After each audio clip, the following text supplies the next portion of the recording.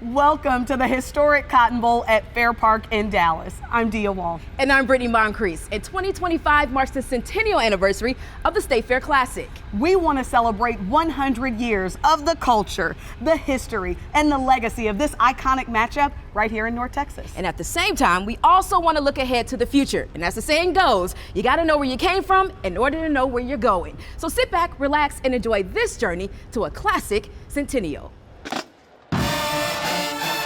There's pomp, there's circumstance. SWAC football is very competitive and very exciting. And a game that's gone the distance. Being able to walk in that stadium and see 50, 60,000 people cheering on both institutions, both great programs, makes me feel good as being an athletic director. The State Fair Classic is an HBCU matchup unlike any other. It's kind of like a mini reunion. Featuring some of the baddest bands in the country. And more recently, some really good football. Saturday night, we're going to have an issue. Hey! Saturday night, we plan to come off this hill, and I know there's turkey legs and funnel cakes and all that stuff being given, but certainly there's going to be some pads popping on that Cotton Bowl field. As Prairie View A&M and Grambling State Universities face off for the 100th State Fair Classic. Well, you're honored. You're honored to be a part of history. And that's something that you're going to remember for the rest of your life. Along with alumni from every generation. I graduated from the Grambling State University in December 1981. You hear that song and it just puts you on fire and you just want to fight for dear old Grambling, just what the song says. I'm very competitive when it comes to Prairie View, and I know for a fact that we love each other, but when we hit that field, everything's a competition. Or even in the stands, it's a competition. Beyond the football are the ties that bind these schools together. At an HBCU, you feel like a family member. And always, even once you graduate, you're still connected to your university. You care about the students coming after you. You want them to succeed as much as you have, and you want them to know that if they lean back and try and reach for your hand or seek your guidance, you'll be right there to catch them. So this centennial goes beyond the game. It's lighting the path for a legacy that still continues. This is more than just two institutions coming off the hill, leaving rural North Louisiana. This is a culmination of excellence. In Dallas, with Brittany Moncrief, I'm Dia Wall. The State Fair Classic opened on the day designated for Black attendees in 1925. And there's no better place to learn about the evolution of the game and its history than the African American Museum of Dallas. Margie Reese, the Chief Program Officer, opened up the archives in our full interview. So first starting off, tell me a little bit about, well, one, why the State Fair Classic is so important. Wow, there are about 10 million reasons the State Fair Classic is important. But for me, growing up, going to an HBCU in the 60s, the band was the heartbeat of the weekend. But the Classic, even before the bands became the centerpiece, it's a way that we celebrate who we are, the way we celebrate young people, the way we celebrate our men in particular. And it brings families together, groups of people that went to school together years before come back together, come to the State Fair for that reason. And so it's a celebration, a football game is a competition, but in this case it's not. It's a moment of strength. It brings us back together to create new memories, to celebrate memories, and just to be who we are as people, as a people. Walk me through the history of the State Fair Classic. I'm not so sure that I can go far back, but I do remember, I can't even remember the year, but I remember the late Al Lipscomb as a city council member that had done so much already for our community. I remembered him talking about bringing a game like that back to. So keep in mind that as early as, I guess, the early 50s, there was a classic. It was Prairie View, Tennessee, Prairie View, Texas Southern, Prairie View, Grambling. And so this effort to bring it back as a permanent fixture during the time of the State Fair was very much welcomed. By that time we couldn't quite figure out who pays for it How do the kids get here? What hotel do they stay in? So some issues had been removed just because of time. And then there were other ones. There were new ones about ownership and all that. But nonetheless, Mr. Lipscomb was such a strong voice for community and for us celebrating who we are without being apologetic about it, that people listened. And I think the corporate community, certainly the State Fair of Texas and that board that manages this whole operation called the State Fair, I think we were welcoming the chance to bring that kind of activity back beyond the stigma of African Americans were relegated to a certain time and certain places. So beyond that time, we were ready to bring it back to celebrate, I think, the athleticism, the scholarship, the creative, aspects of it, but also to celebrate community. And that's why, to me, it's just such an important event. Yeah, and we heard Ms. Willie Mae and Mr. Johnson talking about reliving some of those days, and they mentioned how before the day of the State Fair Classic was called the Negro Achievement Day. That's right. Talk to me about that. So it was a construct, a social construct that allowed African Americans to celebrate themselves and almost put on display the beauty of the human mind and figure. It allowed them to celebrate scientific contributions, athletic contributions, but just simply to be in the midway and create memories, right? But it was in line with what else was happening in the country at that time. It was marginalized. It was separated as something special for those people. Honey, it has morphed and grown and penetrated the State Fair just like everything else has. So we didn't have fried butter and fried ice cream and all that kind of stuff, But the memories are lasting. And we want that kind of memory as we get older. So we can look back and see progress. We can see how our joy has been compounded generation after generation. And so when you talk to those who lived the Midway, who lived it in their own way, from this neighborhood too, and they come back and talk about that memory, that's powerful. It just gives them that chance to talk about progress. If we could say that we have progressed, let's talk about that.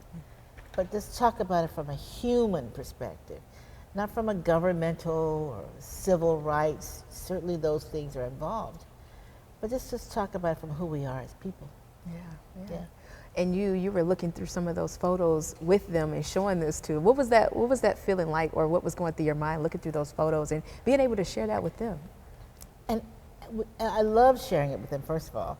And I loved hearing their reactions to it, because they remember they were talking about the twins. Like that was like a standout moment for them. The twins were icons and beauty queens. For me, it was kind of circling back to the work that we do as a museum to protect cultural memory, to make sure that our heritage is represented as deep and broad. We're not all one monolithic race of people. And so to be able to share that with them and just see the joy, their body language changes, how they become animated again. So just to think about experiencing 1960, 1970 State Fair days, it just helps us connect to the moments that they lived and to the moments that we can celebrate for the future. Yeah. What about when you think about, you mentioned the progress, going from just having that one day that blacks were allowed to go to the fair, and then now, like you said, the culture is all throughout. Oh, yeah. I mean, I didn't grow up in Texas, so I don't know what I, as a high school student, it felt like. I grew up in Louisiana, where there was an HBCU in my neighborhood. My parents worked there.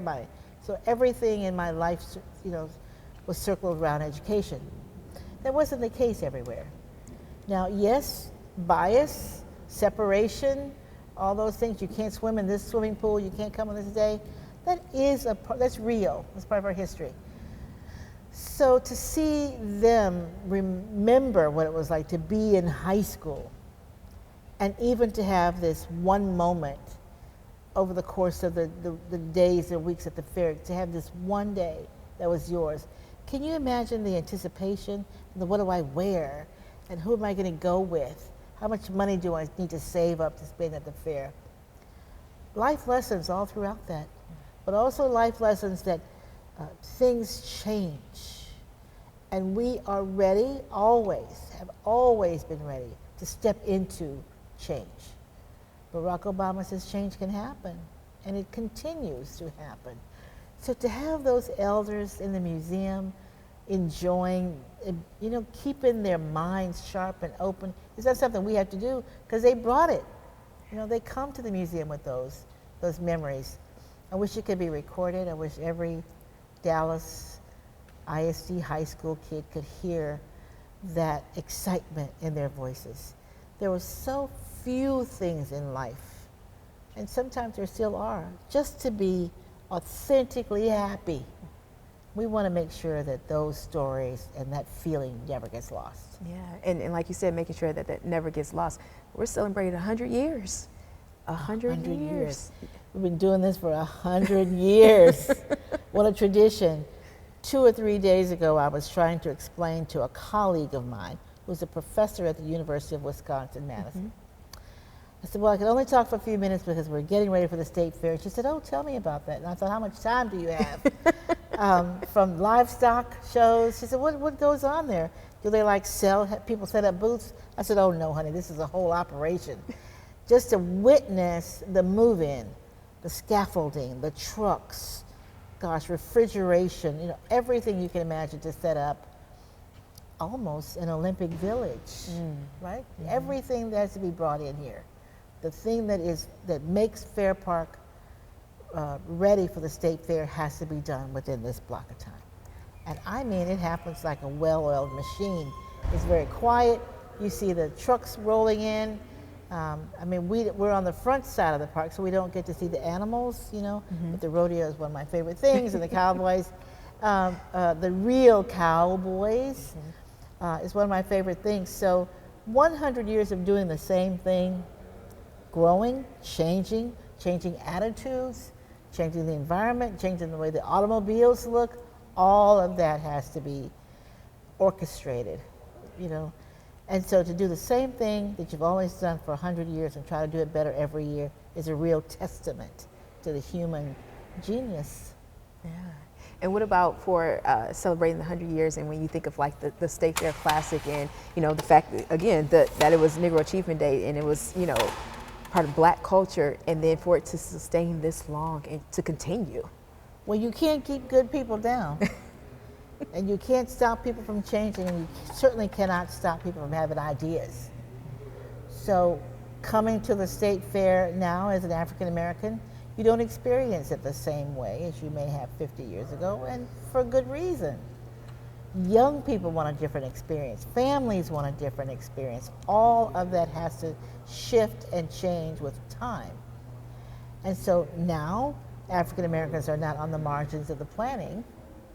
We're in the planning and making sure that the park is safe and welcoming, but also that there are enough creative outlets for us as a people, for the Latino community, for the Jewish community, for any culture under the sun that calls Texas home. The state fair is the place where you can experience that and share who you are. Yeah. And the museum will be open every day throughout the fair too as well. Every day throughout the fair. There might be 1 or 2 days where we will be closed, but the museum is open. It's always free. It's always been free. We've got great exhibitions. Programs for kids will be happening in the basement of this building. And I think, the curiosity that people have brings them here, but some of them come because it's a heartbeat away from memory. It's a heartbeat away from having come here as a 16-year-old, too. So the African American Museum is part of this park, and we're part of the State Fair, Texas. And speaking of that, we're in the museum, and of course people come to the museum to learn, like you said, to see some of those cultural memories. From today's experience and talking to Don and Willie Mae and going through those pictures, for you, What do you take away from it? Don't stop. Don't stop doing this work of making our culture visible, because it's important to Don and Willie Mae, but it's important to their grandchildren, their neighbors' kids, and the kids down the street. It makes me feel very proud to hear them talk about their experiences in the dome of this safe place called the African American Museum. They talked a lot about Dr. Robinson and how they interacted with him as a younger museum scholar. That makes me so proud.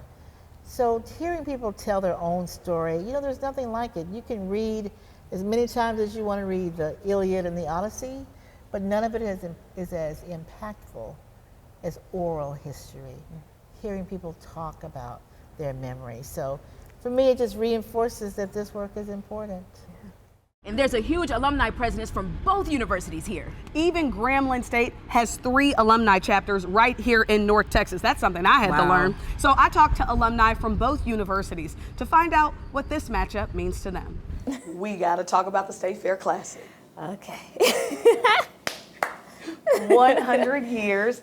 Not a lot of things, Jessica, make it to a centennial anniversary. For people who may have never been, what is it like going to a State Fair Classic as an alum? It's kind of like a mini reunion.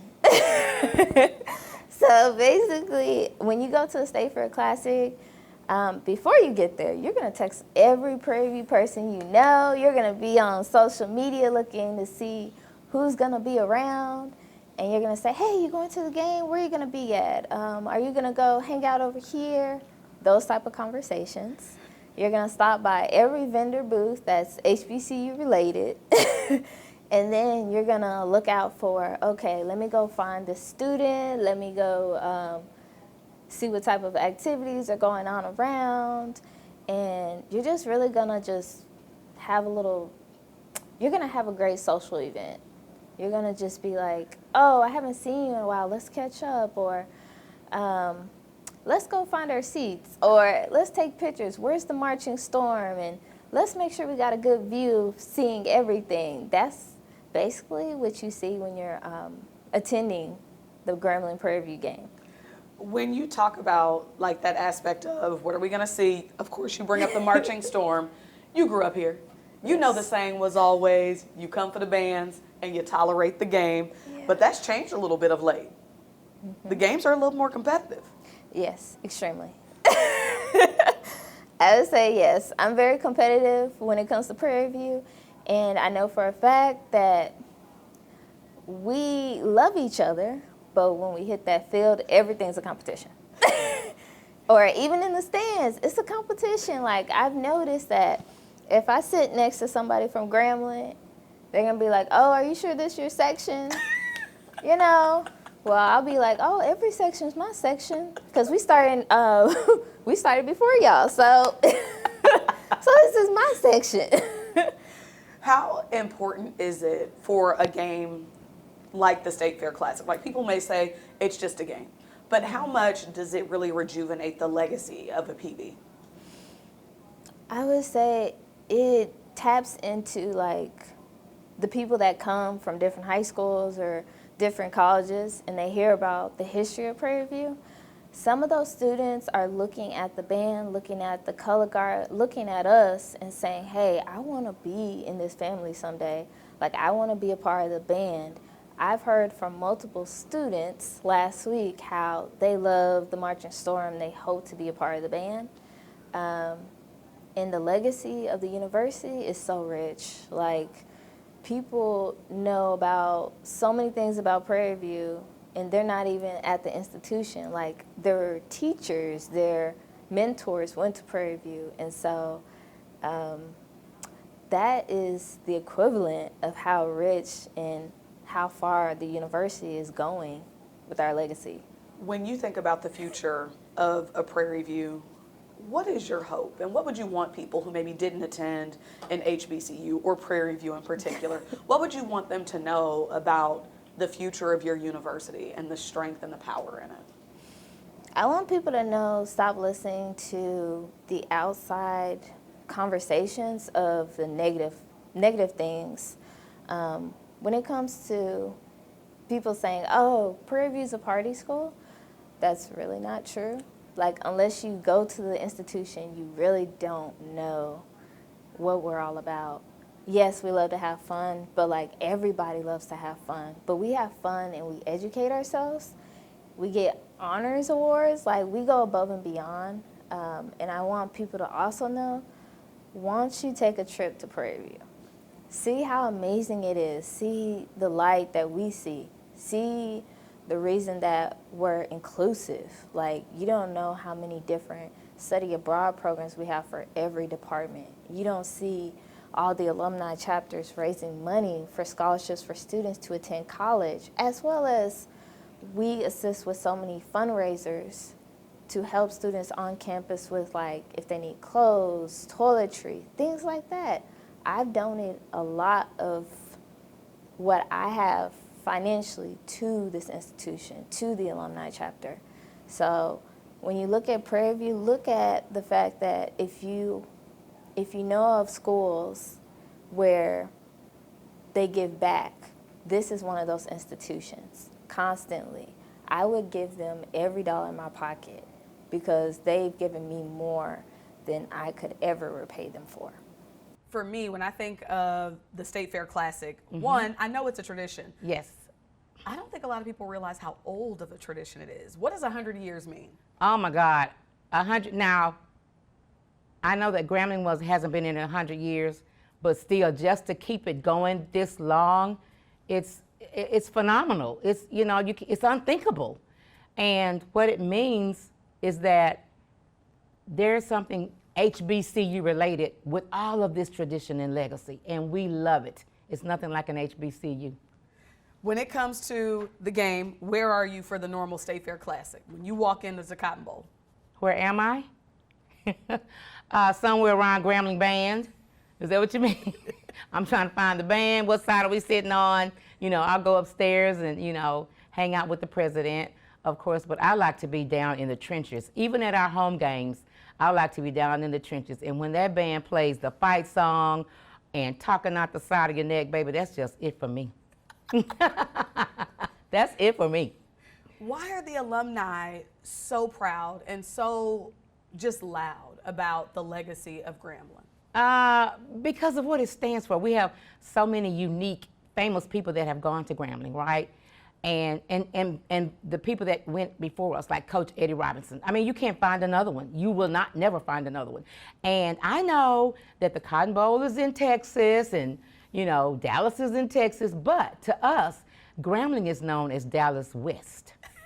So, you know, all these other places, you know, might be from Texas. We're not, but we own it. I mean, you know, this is Grambling West for us, and we just come here and take over and make it ours, make it our own. For someone who may not know a lot about Grambling, its alumni, and those traditions, what would you want them to know? I want them to know that Grambling was founded in 1901. It is the HBCU in North Louisiana, the best HBCU. We, like you said, we are loud and proud. We know we have a legacy at Grambling State University. Not everybody has that, right? We are, when we say the Grambling State University, we mean that. We recruit heavily in this area and everywhere else across the country. We recruit for Grambling because we don't expect Grambling to go anywhere else. It's going to stay there, the Grambling State University, black and gold, the Tigers, Eddie Robinson. I can't stop saying his name because Eddie Robinson is a legend, and he was just so sweet and so humble, you know? And we're just proud of that. We're proud of what we have built at Grambling. I was a computer science graduate, undergrad, and I have a master's at Grambling in criminal justice. And I mean, I'm proud. I was with IBM 43 years, right? 43 years because I graduated in computer science, was well educated by Grambling State University professors, and they're still there. When you hear your fight song today as Girl, it's like, you know, it's been picked among the top 25 in the country, our fight song. Did you know that? Yes. And it's just, I mean, you hear that song and it just puts you on fire and you just want to fight for dear old Grambling, just what the song says. And there's no doubt that we are pride of the USA. You know, there have been folks who have said, like, do we still need HBCUs in 2025? Can't we all just go to any university? Why does having an HBCU still matter now? Well, at one time, you know, we could not go to PWIs, and so that's why the HBCUs came along. And they're different in that I've gone to a PWI during summer school, you know, when I came out to co-op here, and I went to a PWI, and I felt like a number. At an HBCU, you feel like a family member. And always, even once you graduate, you're still connected to your university. They still call you. Look at me, I'm here now. They use you, and we just, you know, we want to keep it going because it's the family. An HBCU, it's the family atmosphere. We know that we're cared about, and we're not just a number. And we'll just always be proud to be an HBCU alum. Always, it's nothing like it. How will you feel when you get to see your Tigers take the field in the 100th HBCU State Fair Classic? I know, it's so exciting. I mean, we're here, you know, we're all the way live and we're ready. We're gonna win, there's no doubt. And I just, you know, the Tigers, it's just something about that G on that helmet or on your chest. It's nothing like that G. We don't have to have an animal or a flower or whatever. Our logo is a G. And we love it. Well, we hope you enjoyed our celebration of the State Fair Classic at the Cotton Bowl and its place in North Texas history, while looking ahead to an even stronger tradition and legacy of excellence. I'm Dia Wong. And I'm Brittany Moncrief. Thank you so much for joining us for a Classic Centennial.